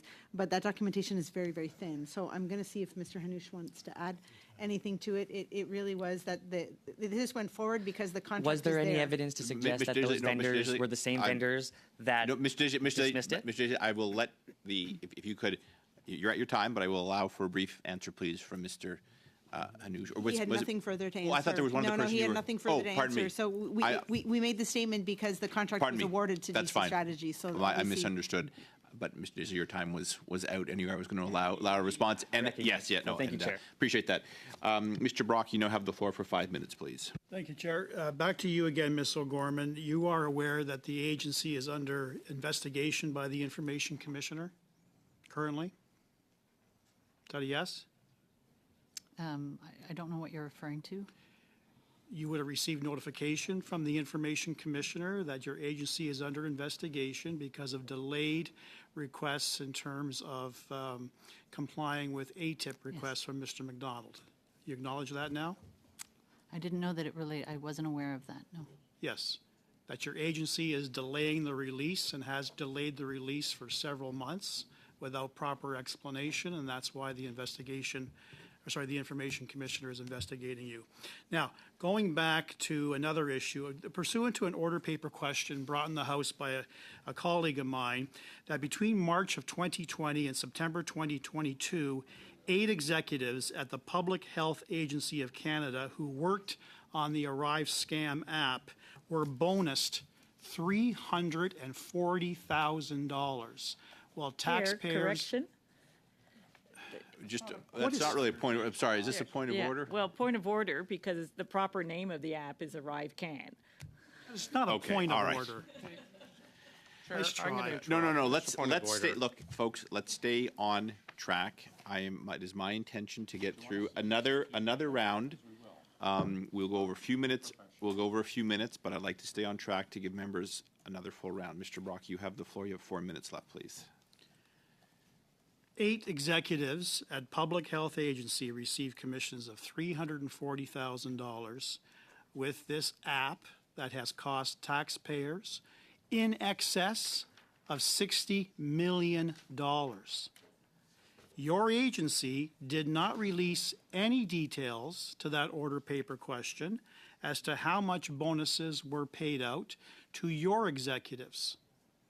Do you have an answer as to why you didn't respond or which executives at the CBSA were bonused? So the information in terms of bonuses and performance pay are posted on the website, and I will not give specific individuals remuneration information. Why? It's covered by the Privacy Act. That's their personal information. Point of order, Chair. Yes, Mr. Nader. As the grand inquest of the nation, this committee is entitled to information to call for papers and documents, and Ms. O'Gorman is incumbent upon the penalty of contempt of Parliament to respond to the questions of this committee. That actually is a valid point of order. So, yes, Ms. O'Gorman, I will just remind you that, in fact, the Parliament supersedes its request any privacy laws that you might feel you're subject to. If papers are asked or if information is requested, you should be aware of Parliament's right to ask for, request, and receive such documents. I'll turn things. You got 3 minutes. 3 minutes left. So, Ms. O'Gorman, your agency, which is at the center of this scandal, which in my opinion has brought the entire public service under disrepute, how many executives and how much money were bonused during the rollout of this particular app?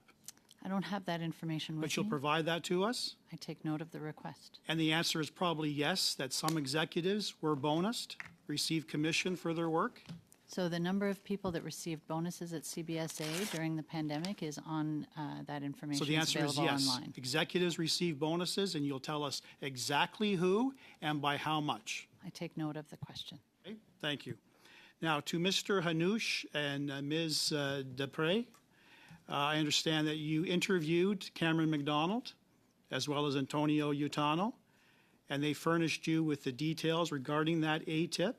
And to answer the question of Ms. Hogan as to who that person was who made that request, you knew, as supplied by Mr. Utano and Mr. McDonald, that that person was Mindone. Did you share the details of the identity of that person to Ms. Hogan? So yes, we did meet with Mr. McDonald, and we did take in consideration the materials that were provided to us as part of that conversation.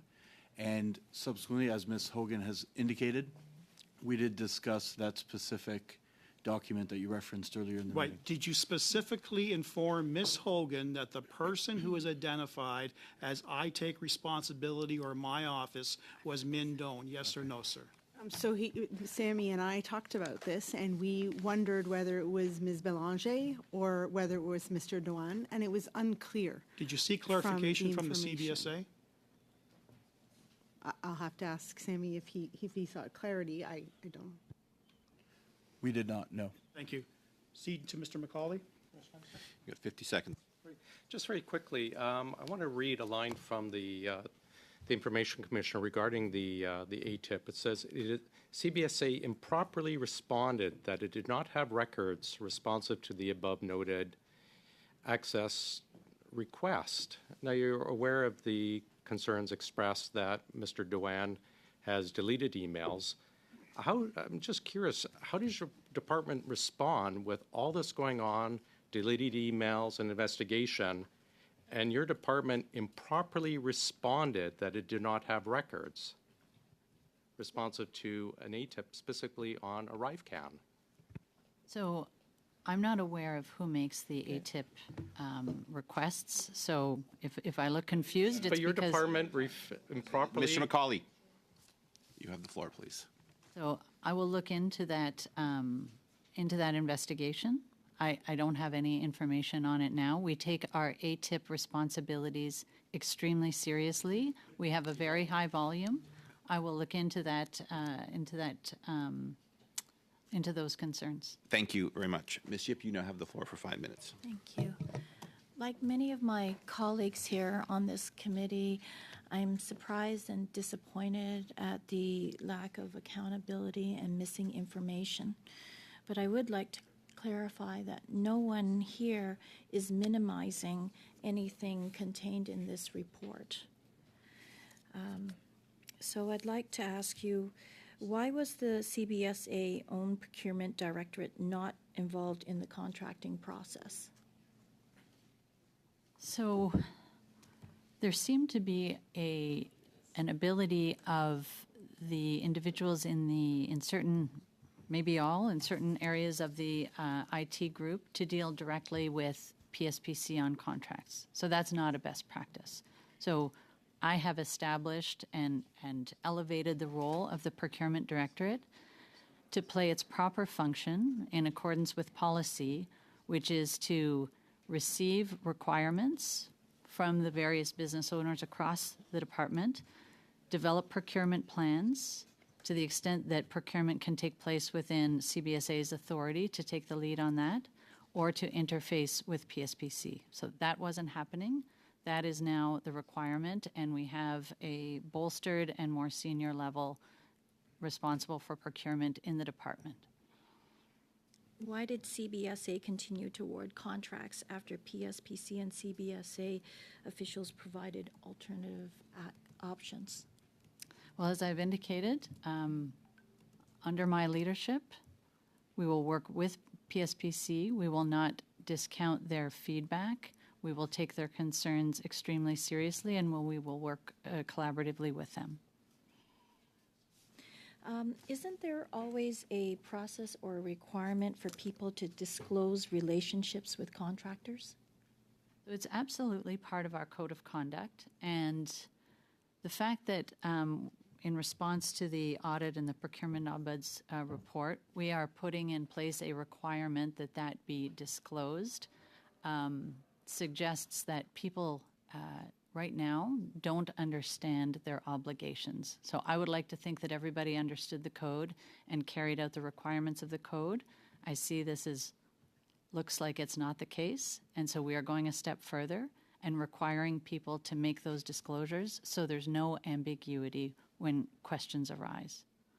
What are the consequences for those who don't disclose these relationships? Well, so it's a new process, but it's inconsistent with the code, and we have the ability to issue discipline if we understand what the underlying issue is. So founded issues might be somebody needs training, or it might be that somebody understood their obligations and disregarded them, and in which case discipline is available to us. Can you tell us about the new assurance reviews that CBSA will begin conducting annually?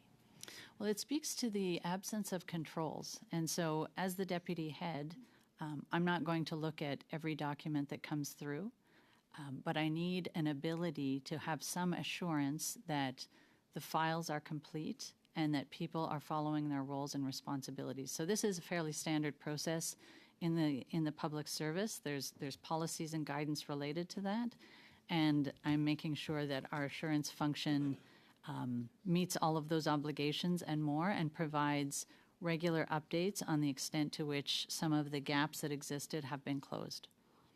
Okay. Who is going to make up the new contract review board? So that's chaired by my executive vice president, and is comprised of our executive team as well as members of the procurement team. So it's quite a large body, and it meets on a regular basis in order to keep the business running, but make sure that the challenge function takes place across the board. How long will the members serve on the board? As long as they're in their positions. And what tools will they have if there's wrongdoing or that happens? So if there's wrongdoing, there's actually quite a well-established mechanism within CBSA for addressing misconduct, and it's similar to that of other large organizations. So I'm not concerned that the committee and that the chair won't be able to address wrongdoing. But it was more the challenge function and the broader accountability for procurement that was missing in the agency. Thank you very much. Now, this will be our last full round. Ms. Kuzi, you have the floor for 5 minutes, please. Thank you very much, Mr. Chair, and thank you very much to our witnesses for being here today. I'm first going to go back to the report to section 1.41. Auditor General, in this section it says, we've reviewed available records and could not determine which agency official made the final decision to select GC Strategies. However, as my colleagues indicated here today, there is documentation that was provided that showed that the previous CBSA head, in coordination with the CIO, did come to this decision. I'm wondering why you did not come to this decision, given this piece of documentation, and why you think this is, if you believe that this piece of documentation was not provided for you, if you were not able to discern who came to this final decision based upon this piece of documentation. Why were you not able to determine who made the final decision to select GC Strategies, given this documentation my team has presented here today? So the source of the documentation is one of our concerns. It wasn't maintained in official corporate records. And I would expect that it would be there. It is very unclear who the individual is speaking to, and I've heard no testimony. It appears to be a briefing note for a committee appearance, and I've heard no testimony around it. It remains that the decision on who decided to award a certain contract needs to be properly documented, and what we do have on file is that a contract requisition was signed by the executive director, and exercising delegated authority in the public service comes with responsibility and accountability. Who? Ms. O'Gorman, we've also discussed today about the missing documentation of Mr. Min Doan. Now, the Auditor General, in her testimony yesterday, said that she can't determine. It could have either been deleted or destroyed. Again, for this committee and for Canadians, can you please verify the information that you have relative to this documentation of the former CIO specifically, please? So we have received allegations that emails were deleted. Those allegations were provided to our Director of Security, and there is an investigation into those allegations. And you can't provide anything further at this time other than these allegations? That they're being investigated. They're being investigated. And who are they being investigated by, please? by members of our security team under the direction of Monsieur Lafleur. Okay, and will you be receiving any update on these investigations prior to the final release of the report? I don't know if there's material information that I should be made aware of. I'm confident that they will provide it to me as they have in other investigations. And when is this report expected to be finished? Well, as I said, if there is information, I'm confident they'll give it to me.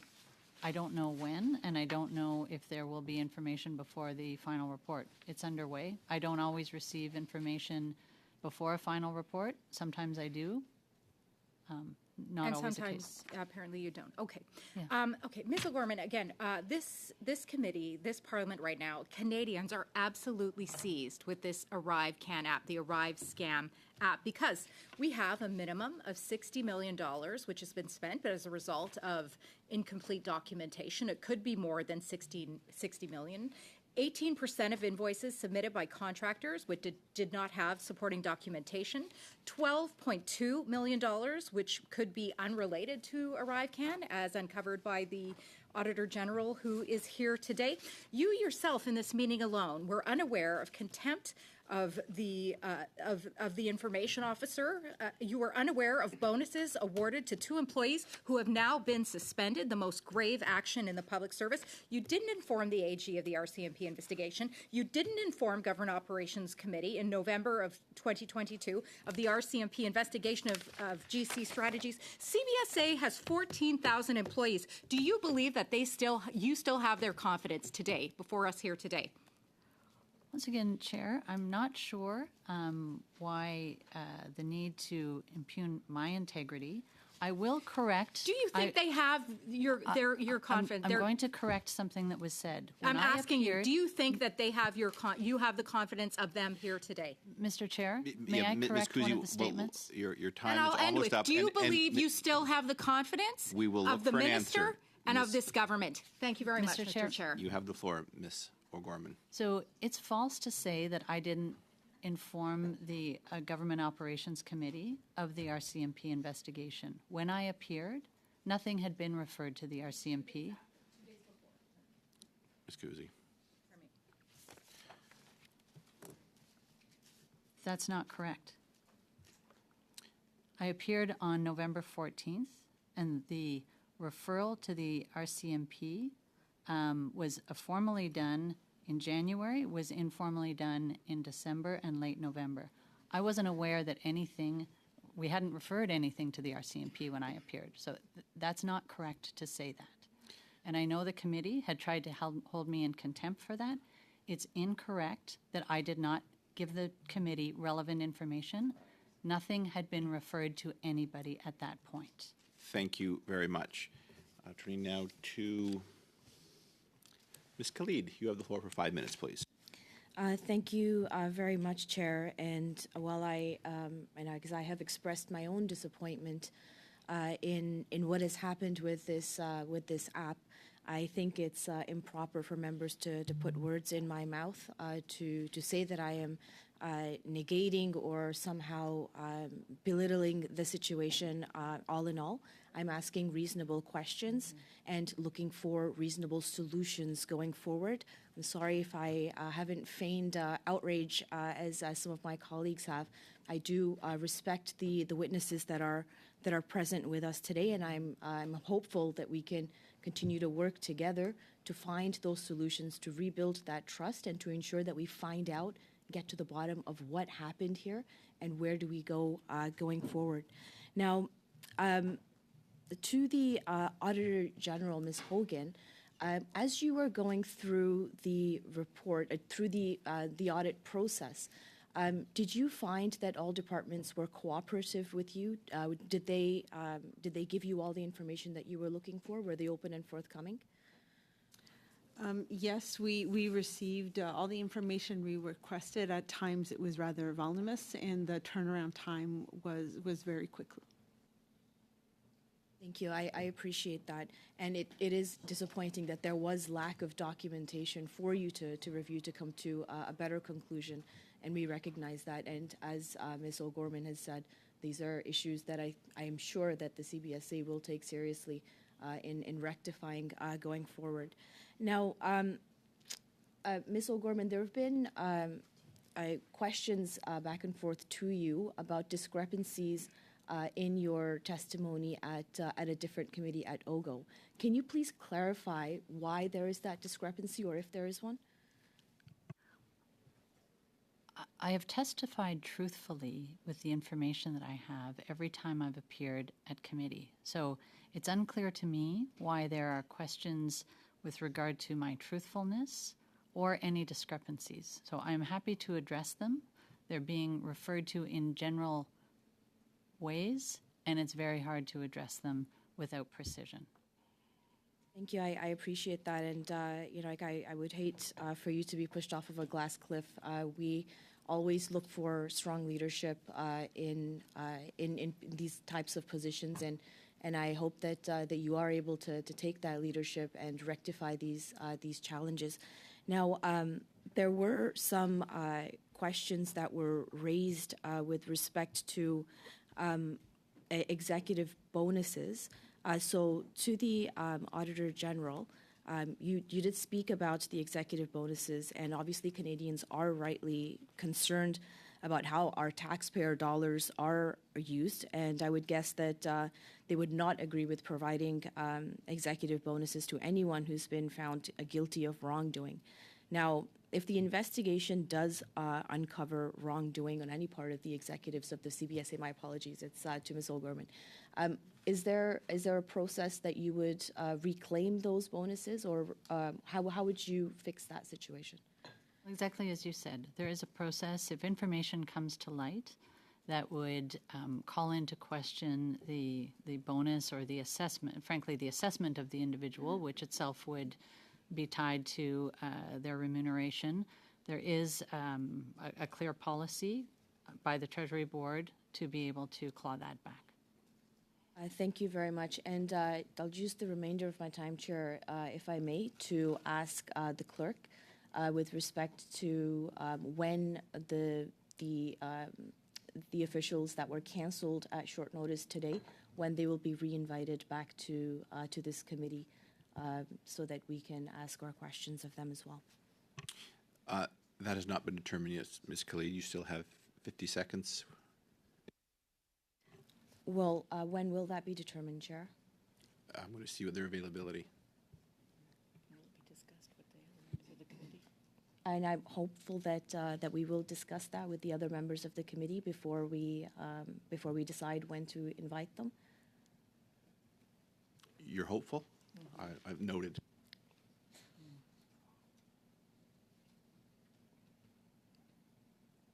Thank you, Chair. Thank you. Encore une fois, Madame Secrétaire Desgagnés, vous avez la parole pour 2 minutes 30 secondes. Oui, merci, Monsieur le Président. Yes, thank you, Chair.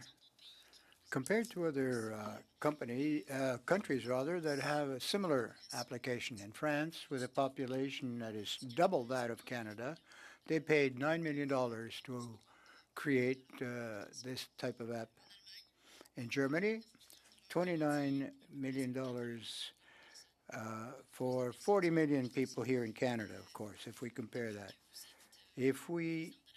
Since you've been CEO of the organization between July 22, when you were in position, and March 2023, where the overview by the OAG was done, $12 million have been expended.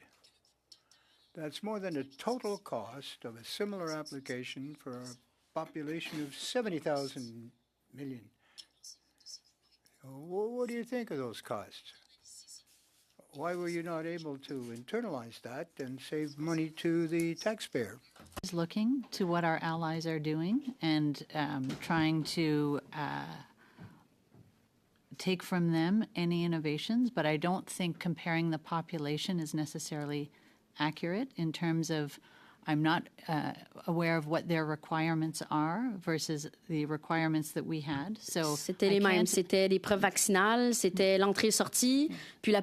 Well, checking for vaccination certificates, entry and exit from the country. How many people are using potentially use the application? So one has to see what the volume of that use is. Comment on the details of their work versus ours. I will say that for the part of ArriveCan that we are currently using, the submission of the advanced declaration, going forward, that the budget for that, or the estimated cost, is approximately $3 million per year, and I can hand it over to my colleague to provide those details. Yeah, like as President Gorman said, population isn't the biggest driver of the cost of developing an app. Unfortunately, CBSA has a tremendous amount of technical debt, and the capability and cost to link a modern application to it is very expensive, and that was a primary driver for it. Additionally, because our provinces are so separate and each had its own vaccination certificates, that drove up the cost significantly as well. Et voilà. Merci beaucoup. Suivant, Mr. Desjardins, you have minutes, please. Thank you very much, Mr. Chair. I do want to, again, return to the report. The reason I think all of us are here. On page 7, Exhibit 1.2, the Canadian Border Service Agency continued to rely heavily on external resources to develop ArriveCan from April 2020 to March 2023. It cites, of course, the information related to both external and internal costs as it relates to this project in particular. It notes, at least in my reflection of this information, a very serious lack of internal capacity, IT capacity, that has put CBSA in a position where they must accept a contract. This is not new in the federal public service. We've witnessed these kinds of cuts, in my perspective, since the 90s. We've seen consecutive Liberal and Conservative governments cut down the public service. We see austerity, and when we have austerity to the public service, it's my firm belief that we are now vulnerable to these kinds of very real challenges present to a government. And I know it's not something that we can fix just like this with this report. It's a much deeper issue. I believe that the rot is very, very deep, that this level of reliance and dependency on external contractors has put the government in direct risk, not just in CBSA. I fear that this could exist in any instance of outsourcing across the government. My concern is, how do we properly address it with the resources, of course, that we have, and how do we ensure that issues like outsourcing are dealt with seriously, that the extreme deficit, operating deficit of the government is actually taken into account. I think this is a core part to this discussion that, absent of the RCMP investigation that I'm in support of, we need to focus on in this work. We need to focus on the fact that this dependency has left a critical vulnerability to the government, and it's been exploited both in the Phoenix pay system of the former government, and now we have another example of private entities taking direct and very purposeful intervention with the public service in order to award themselves contracts. That is what it looks like to me. GC Strategies was emailing CBSA officials, telling them what to put into a contract, and then telling them that they were going to get it. All they had to do was rubber stamp it. That is simply unacceptable, and I've heard today that's unacceptable for everyone here. So now I want to get to a deeper issue. Very quick question. To the Auditor General, how is it that we can find a path out of this direct reliance that you say is an over-reliance on outsourcing? And in your mind, is it a perceived risk to a future instance like this? I think I would point to a few of the reports that we've issued on aging IT infrastructure, and I think it's taken the public service decades to get where it is, and that there needs to be a path to get forward, as you say. I think some of it is about ensuring that contracts related to IT have a clause and have requirements where there is transfer of knowledge and expertise, or skill set at least, to the public service. We need to upskill the public service in order to be able to rely less on external expertise going forward. Thank you very much. Mr. Nader, you have the floor for 5 minutes, please. Thank you, Chair, and thank you to our witnesses for joining us here today. Ms. O'Gorman, as of today, February 13th, 2024, do you have trust in those to whom you have delegated authorities in your agency? I'm in a trust but verify frame of mind. So I have, since I arrived, been putting in place some of that which was missing. And in fact, there were many excellent audit recommendations, not from the Auditor General, internally, that had not been implemented. 53 of those have been implemented. So there's catching up to do. I'm putting the pieces in place. I'm responding very specifically to the recommendations of the Auditor General and the procurement ombuds, and I suspect my own internal audit, will come with more recommendations. So we're not there yet. We've put some things in place, some belt and suspenders in certain cases that I hope one day will no longer be needed. The lack of a clear yes is troubling. When did you receive the preliminary report from the Auditor General? The preliminary report. I received the principal draft on August 3rd, and then I received the second DM draft in December. Between December and now, has there been any disciplinary measures within your department related to the draft you've seen from the Auditor General? And I'll just complete, and I also received a draft on the 18th. And your question is, have I undertaken any disciplinary measures within your department or within your agency since you've seen the draft reports of the Auditor General's report? No. None, okay. Has any additional information been provided to the RCMP from your agency, from CBSA, since you've seen the draft reports from the Auditor General? So I am not interfacing with the RCMP, and the people that are not reporting to me about their interface with the RCMP. If the RCMP wants information, and they may well have sought it, that is not being reported to me. Have you met with the RCMP? No. Earlier this week, we received a letter from you dated February 7th, 2024. Are you aware of this letter? It's signed by you, referring to Deloitte being in the penalty box. Signed by me? Yes, you sent us a letter to this committee, signed by you. Just 1 second, Mr. Nader, yes. Yeah, is this a letter that's been provided to the committee? Yes. To the Public Accounts Committee? Yes. Yes, apparently has. It's dated February 7th. We received it yesterday from our clerk. Are you aware of this letter in which you state the CBSA is unable to validate testimony provided to the Standing Committee on Government Operations that Deloitte was in the penalty box in the spring of 2020? Are you not aware of this letter? Yeah, so we are unable to validate that. And So I think the person who is alleged to have said it, my predecessor, also addressed that at committee. So you stand by that you're unable to validate that Deloitte was in, quote, the penalty box? I've seen no evidence of that statement. Okay, And- so and I no, wasn't you've seen no evidence because obviously emails are non-existent, documents are non-existent. But can you tell me with certainty that among senior executives at CBSA there wasn't an unwritten spoken word that Deloitte was in the penalty box? So since I have been in this position, absolutely not. And I have seen no evidence that it existed before, and I would point to the testimony of the person alleged to have said it. Whose emails are also deleted.